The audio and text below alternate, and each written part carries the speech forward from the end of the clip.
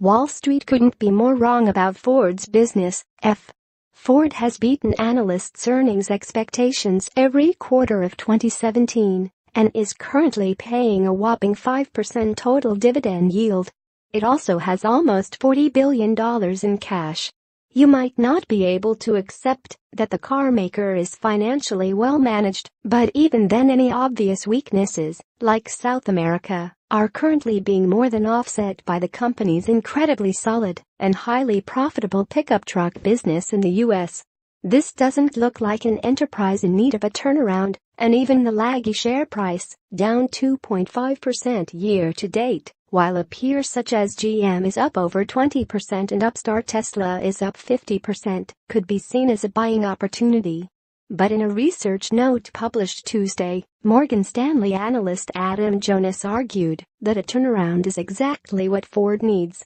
"We think something has to give at Ford, and strongly believe senior management understands the enormity of the challenges ahead," he wrote.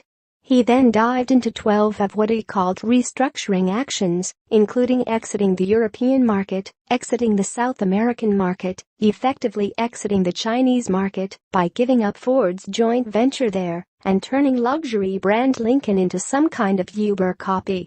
Not a great year on Wall Street. Markets insider many of these moves would be those of a desperate company, not one that's sitting on enough cash to stay in business for a major sales downturn, and that could sell close to 1 million money-printing F-Series pickups this year.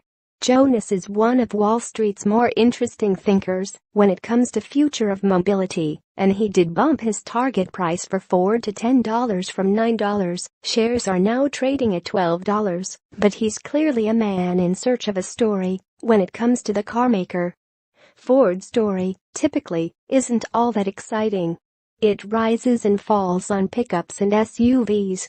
But those vehicles supply balance sheet sturdiness in good times and have equipped the company to move forward with a lot of R&D and acquisitions to stay relevant in the transportation landscape of the future.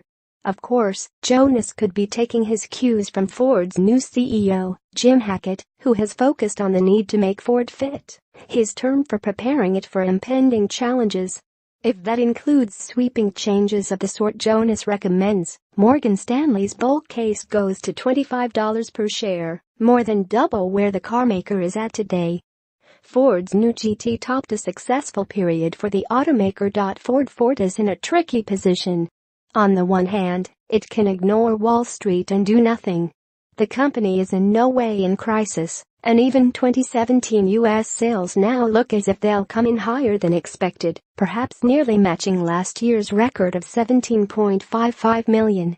On the other hand, it can make narrative gestures in the direction that Wall Street seems to want, adjusting strategy to compete with money-losing Tesla. Higher market cap than Ford, $3.5 billion is cashed, as well as Uber and its alleged disruption of a personal vehicle ownership model that, as current sales would indicate, shows no sign of disappearing anytime soon.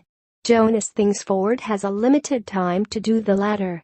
And he's right, because the U.S. sales boom has to fade at some point, and then the story will return to fundamentals, eliminating all the futuristic speculation in favor of a simple question: is Ford making money?